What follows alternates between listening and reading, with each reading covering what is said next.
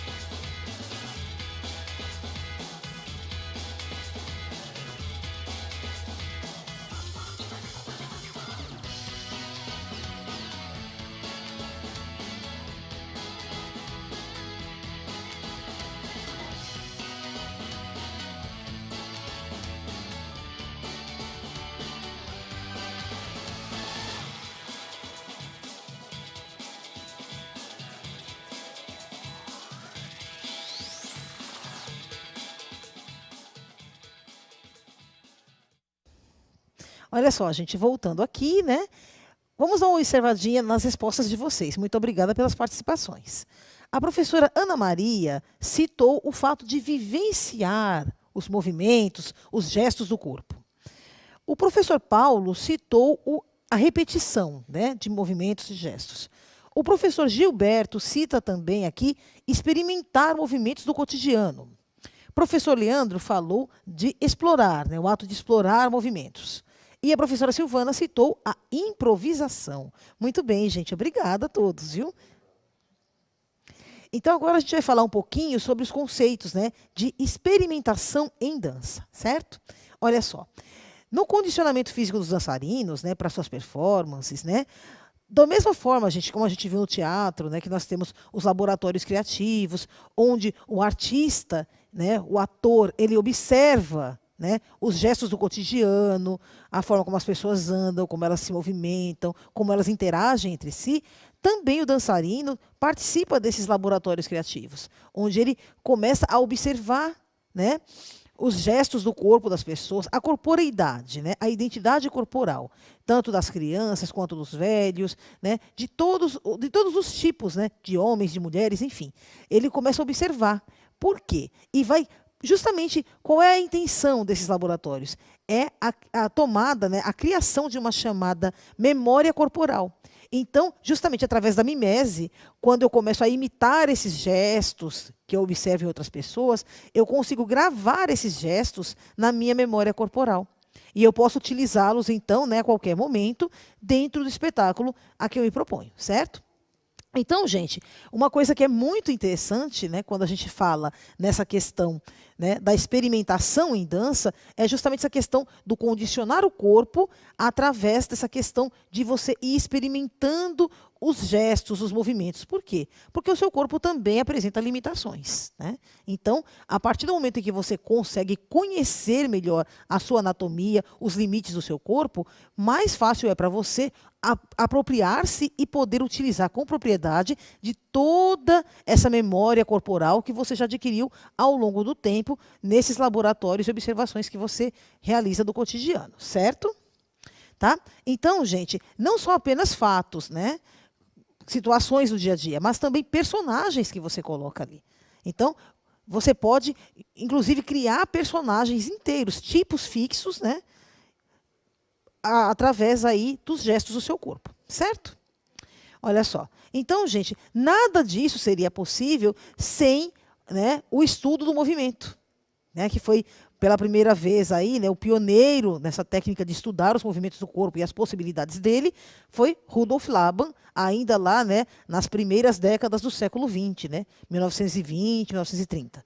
Então, nesses experimentos, Rudolf Laban, ele recria, né, ele se apropria do conceito de quinesfera ou cinesfera, né, volta lá aquela imagem do homem vitruviano lá de Da Vinci, né, da Idade Média, e através dessa esfera ou dessa redoma imaginária em volta, né, do corpo do dançarino, você tem ali todas as possibilidades de movimentos do corpo, tanto, né, em questão dos planos, né, alto, médio e baixo, como em questão também de direção, né, frontal, traseira, lateralidade, enfim, né, a questão do alcance do corpo, né, até onde o gesto do dançarino consegue alcançar dentro da sua própria quinesfera.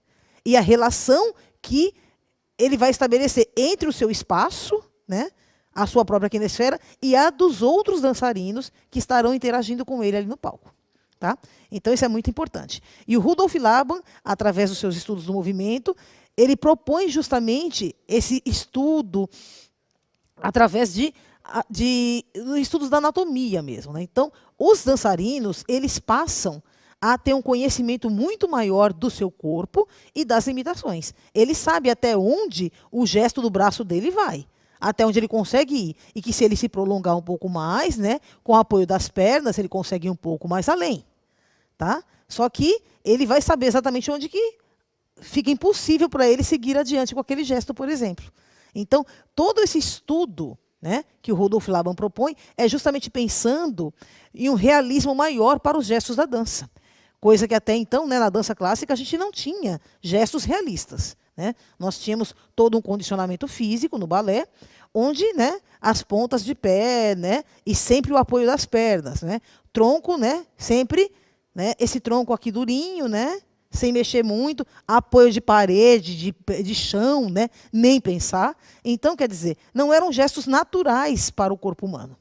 Então, pensando nisso, em trazer um realismo maior para a dança, Rudolf Laban, então, começa a criar, né, esses estudos do movimento e começa a difundir as suas ideias, as suas teorias. Certo? Olha só.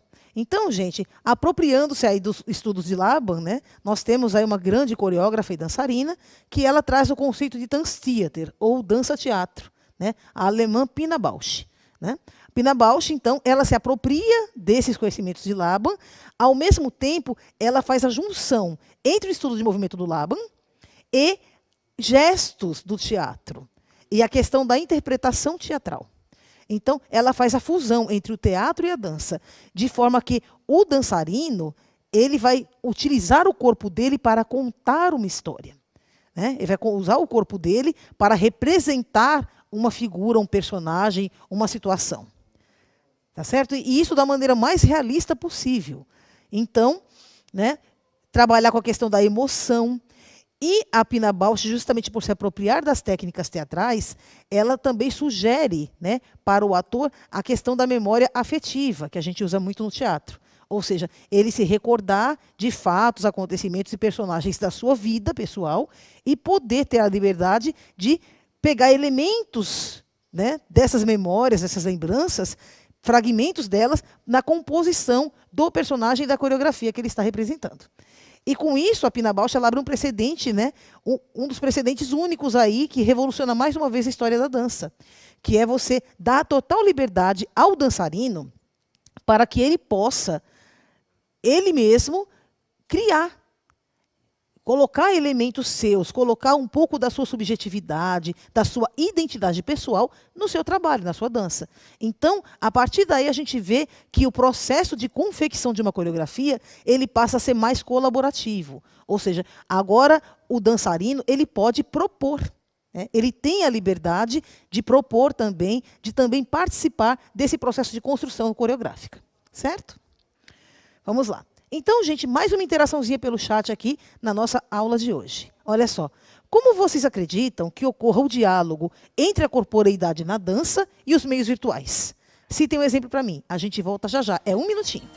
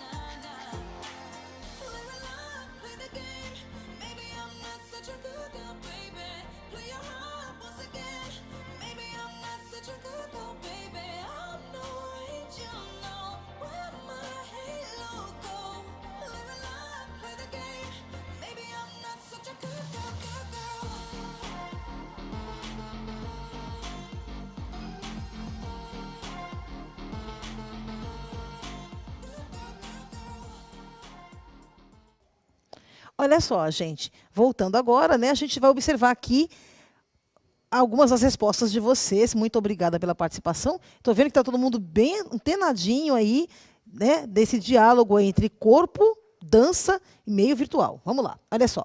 O professor Rui citou as danças telemáticas. Muito bem, professor. Professora Débora citou os flash mobs. Professora Ivani, as videodanças. Professora Sônia, as intervenções, né, em dança. A professora Mirtes citou os vídeos, né, gravados em dança, e a professora Jaqueline citou cenários virtuais, a presença de cenários virtuais auxiliando aí, né, a dança, ok? Então, vamos lá. Vamos ver esse diálogo entre a arte e a comunicação visual. Então, gente, né, observando essa imagem, né, que a gente tem aí, tá? Vamos dar uma olhadinha nela. Observem, né, que essa imagem, nós vemos, né, que ela também se apropria aí de uma certa tecnologia, né? Então, nos últimos tempos a gente percebe, né, uma inserção cada vez maior, né, dos meios digitais, virtuais, né? Essa relação começa a crescer muito entre a arte e o meio virtual, não apenas na questão da divulgação, né, dos espetáculos, das obras, mas também, né, aparecendo nos equipamentos que a gente utiliza, né, no próprio espetáculo, né, quando a professora citou, né, a questão dos cenários virtuais, ultimamente, gente, cada vez mais, né, a gente está utilizando, na cenotécnica mesmo, meios virtuais. Então, ao invés de eu ter um ciclorama, como, né, de tecido antigo, como a gente fazia à mão, pintava à mão, aquele cenário maravilhoso, né, ia subindo as folhas de ciclorama lá atrás, né, em tecido, agora a gente tem um telão. A gente projeta a imagem no telão e nós temos um cenário perfeito ali atrás. Então, né, essa tecnologia ajudou bastante, né, evitar justamente, né, esse desgaste da cenotécnica, porque era um gasto de tempo e muito dinheiro também envolvido, né, para se fazer cicloramas em tecido, para se fazer cenários, né, em madeira, isopor, enfim. Então, se demorava muito mais tempo e o resultado, por mais que você fizesse o mais perfeito, o mais realista possível, não ficava tão realista assim. Agora, né, com essa ajuda da tecnologia, a gente já consegue ter uns cenários aí bem mais interessantes, certo? Então, gente, outra coisa que a gente percebe, né, é a questão também, né, do uso da tecnologia, do uso do virtual, do digital, também na composição das coreografias. Então, a gente tem esquema coreográfico que a gente pode utilizar alguns softwares que já existem, né, no mercado, que vai facilitar essa escrita da coreografia. Tá certo? Então, um processo que antigamente, né, levava mais tempo, fazia tudo à mão, né? Aquela informação podia até se perder, dependendo, né, de como fosse armazenada. Agora não. Agora eu posso ter um banco de dados, eu posso enviar para qualquer parte do mundo em tempo muito hábil, né? Vamos supor que eu criei uma coreografia agora e um grupo de fora queira aproveitar minha coreografia, queira utilizá-la em algum espetáculo. Eles podem pedir para mim, eu posso enviar o arquivo inteiro, a coreografia todinha, né? Apenas com um clique de um botão. Né? Então, olha como essas relações ficaram facilitadas com esse uso aí da comunicação virtual dentro, né, dentro da concepção do espetáculo mesmo, certo? Então, gente, surgem aí muitos formatos novos. Além de tudo isso, ainda surgem formatos novos, ou seja, formas híbridas de se pensar a dança e de se praticar a dança, de se fazer espetáculos de dança. Tá? Então, a gente tem aí, como o pessoal citou, as videodanças, nós temos as performances gravadas, né? E a gente adentra aí nesses processos de criação, a gente observa aí que estão surgindo propostas muito novas e muito híbridas, né? Pegando emprestado de outras linguagens e desse mundo, né, virtual que está tão em voga, né? Olha só. Então, gente, muito além desses editores web, né, para edição de partituras da dança, né, ou esquemas coreográficos, a gente também tem uma infinidade de outros recursos que a gente pode estar utilizando dentro dos meios virtuais, tá?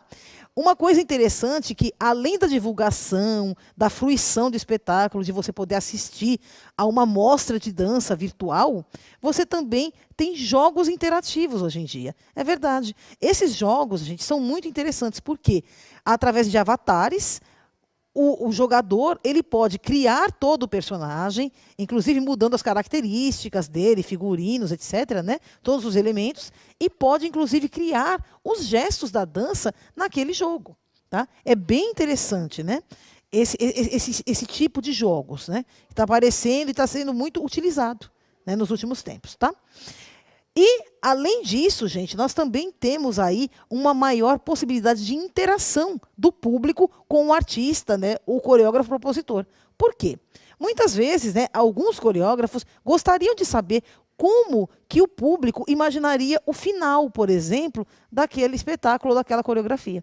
Então, como que ele pode fazer isso? Ele pode criar uma sala virtual, né, ou por e-mail, ou por um chat, acoplado ao programa, onde ele recebe dicas dos internautas que vão dizer, olha, eu gostaria de fazer de tal maneira. Eu acho que no final dessa peça, né, está aqui no roteiro original que no final desse espetáculo, né, da coreografia, a princesa morre. Não, eu gostaria que ela ficasse com o príncipe, por exemplo. E você pode, sei lá, aparecer o príncipe saindo da perna lateral direita, caminhando até ela, né? E os dois se encontram e se abraçam, simbolizando aí que eles estão se unindo, né? Que eles vão ficar juntos, sabe? É apenas uma sugestão, né? Então, olha só como que as pessoas podem interagir, inclusive mostrando para, né, o artista propositor, no caso o coreógrafo, como que ele pode estar terminando aquela representação, como que ele pode estar dando um final mais feliz àquela coreografia que ele montou. Tá certo? Então, essa é apenas uma das formas, né, que as pessoas podem utilizar para interagir. Elas também podem dar palpite sobre o cenário, sobre figurino, enfim. Hoje já existe essa possibilidade. E alguns coreógrafos estão, sim, fazendo uso desse tipo de recurso, de pedir a opinião do público em casa de como que ele pode proceder ali nas próximas apresentações, nas próximas montagens, ou até mesmo, né, ali mesmo, dar aquele break, aquele cortezinho, né, mudança de ato, pausa de 10 minutos para o café, e nisso ele já pega as informações que foram passadas por aquele chat e ele consegue, né, colocar ali, tá bom? Olha só. Então agora, gente, né, nós vamos ver, né, na nossa aula de hoje, o nosso primeiro desafio, tá? É um desafio bem simples, tá? Vocês vão criar uma coreografia inspirada em algum estilo de dança que agrade a vocês. Então, vamos supor, a pessoa gosta de dançar, sei lá, hip hop, a pessoa gosta de dançar samba, a pessoa gosta, sei lá, de dançar valsa, não sei. A pessoa vai criar, então, uma coreografia inspirada em algum estilo que você goste, que você conheça, aquele que você tenha mais familiaridade. Então, você vai criar um esqueminha coreográfico, tá? Para aquilo. Você pode tanto utilizar a nomenclatura de Laban, né, que na internet tem vastos exemplos, e em aulas anteriores também a gente já colocou para vocês, né, alguns símbolos, né, mostrando a questão da direção do movimento, né, as partes do corpo, né, o símbolo que representa cada parte do corpo, enfim. Mas vocês não são obrigatórios, não é obrigatório fazer através da labanotação. Tá? Você pode fazer o registro convencional pela labanotação, por outro sistema que você conheça, porque não é o único sistema, né, de notação em dança, tá, que a gente tem. E você também pode criar a sua própria forma de escrita não convencional para esse desafio, certo? Então, gente, aí, se possível, você grava a sua performance. Depois que você fez o registro, você vai, então, reproduzir a sua própria coreografia. Então, aí você pega um espacinho na sua casa, né, um espacinho mais tranquilo, onde você possa dançar e, se possível, grave em vídeo. E compartilhe com seus colegas, compartilhe com seu professor, certo? Agora, para o desafio 2, gente, né? Aproveitando aí, né, o motivo do nosso desafio 1, né, como uma continuidade, você pode virtualmente conversar com seu professor, com seus colegas e sugerir a organização de uma mostra de dança virtual, onde tanto a sua coreografia, né, o seu vídeo, como os vídeos dos seus colegas, né, também possam estar ali, né, se inserindo ali, e vocês então realizam, né, uma mostra de dança virtual que vocês podem compartilhar com toda a escola, né, com seus familiares, amigos, enfim. É um exercício bem interessante, tá? E aí, todo mundo vai poder ver, né, o trabalho do outro. Vai ser bem legal, tá? Se vocês conseguirem realizar, né, seria interessante, tá bom? Mas peçam sempre a ajuda do professor de vocês, ok? Olha só. E aí, gente, né, aparece aí a nossa questão avaliativa. Essa questão, gente, ela vai aparecer para vocês, né, daqui a alguns diazinhos, né, acredito que segunda-feira já esteja no ar. Essa é a questão que vocês irão adotar, né, que vocês irão responder lá, né, no repositório, tá bom? Então, gente, olha só. Ao analisarmos a dança como cultura popular, observamos que esta expressa costumes e usos de nossa sociedade, por meio da representação corporal de sentimentos, da religiosidade e de nossa memória corporal e afetiva. Dessa forma, os processos de criação em dança pautam-se na espontaneidade expressiva e na posterior aquisição de técnicas formais. B, em expressão corporal desvinculada de significados e juízos de valor. C, nos movimentos aleatórios do corpo em junção com o gestual despretensioso. D, em coreografias coletivas improvisadas que desconsideram padrões de execução. Ou E, na adoção de técnicas formais desde os esboços coreográficos iniciais, traduzindo uma maior liberdade estética. Então, depois vocês vão pensar, né? E com a ajuda do professor, tirando dúvidas com o professor, vocês irão, então, responder essa questão aí que é avaliativa, certo? E agora, gente, né, já estamos caminhando para os momentos finais da nossa aula, então vamos fazer aqui aquela revisãozinha de tudo que a gente viu na aula de hoje, certo? Nessa aula, então, a gente aprendeu muito mais sobre a experimentação em dança, o estudo do movimento, de Rudolf Laban, o conceito de Tanztheater, ou dança-teatro de Pina Bausch, diálogos entre arte e comunicação visual e o diálogo entre dança e meios virtuais, tá? Então, gente, né, vocês deveriam, né, devem tentar, né, ao máximo realizar os desafios propostos, né, até para que o professor de vocês também tenha mais um subsídio, mais um meio de avaliação do seu processo de ensino-aprendizagem durante esse período de pandemia, né, e de aulas remotas, certo? Então, gente, olha só, para vocês uma dica, tá? Sempre que vocês forem tentar fazer algum desafio, né, sempre peçam ajuda para o seu professor, né, tirem dúvidas com ele, e sempre que possível, a gente compartilhem com seus colegas. E deem dicas, deem sugestões para o colega. Olha, eu acho que ficou bom assim, eu acho que você poderia fazer assim. Porque quando nós ensinamos um pouco daquilo que a gente sabe e ouvimos também, né, essa troca de aprendizagem nossa, entre a gente com o nosso colega, ela facilita com que a gente crie, né, uma consciência maior daquilo que a gente sabe. Então, você consolida esse conhecimento a partir do momento que você o divide. E da mesma forma que você recebe essa informação, também fica muito mais prazeroso, muito mais agradável, né? Ou aprender junto, né? Por mais que na pandemia, né, esse junto seja, né, através do meio virtual. Olha, o meio virtual é ajudando a gente na dança mais uma vez, né? Então, né? E vocês também podem pesquisar na internet, gente, esses jogos que eu falei para vocês, tá? Tem joguinhos muito simples, né? Muito rudimentares até, que a interface deles é super simples de ser moderada, de ser manipulada. Então, vocês podem criar avatares os mais divertidos possíveis, né? Com a carinha de vocês, enfim, tá? Então, vão tentando aí. Gente, muito obrigada a todos vocês por estarem conosco até aqui, tá? Obrigada a todos. Vai aparecer agora na tela o QR Code, onde vocês vão poder deixar sugestões, dúvidas em relação à nossa aula de hoje, certo? Muito obrigada a todos, uma boa noite e a gente se vê na próxima aula. Tchau, tchau.